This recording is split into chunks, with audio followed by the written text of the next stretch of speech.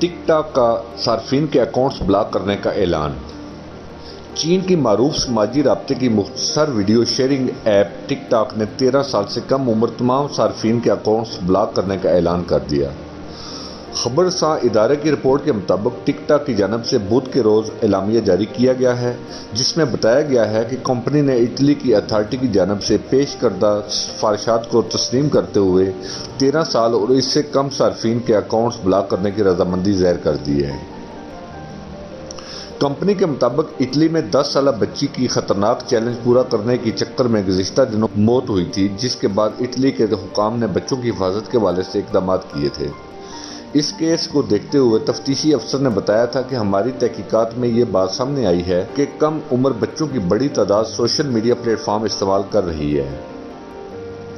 Italy की regulatory authority ने बताया है कि टिक टॉक ने 9 फरवरी से वो अकाउंट्स ब्लॉक करने की मंजूरी दे दी है जिनकी उम्रें 13 साल या इससे कम हैं।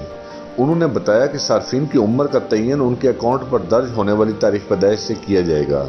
टिक टॉक के यूरोप में तैनात सरबराह बराए तहफ़्फ़ुज़ इत्फ़ाल एलेक्जेंड्रा ने कहा है कि हम एक इटली के सार्फिन के लिए ऐसा बटन भी मुतारफ़ कराने जा रहे हैं जिसके ज़रिए वो 13 साल से कम उम्र बच्चों के अकाउंट्स रिपोर्ट कर सकेंगे। वाज़ेह है कि चीनी कंपनी हाइट्स डेनिस की ज़ेर मलकियत टिक टॉक मोबाइल एप्लीकेशन जनूबी एशिया में तो मकबूल है ही, मगर मगरब में भी इसके सार्फिन बड़ी तादाद में मौजूद हैं।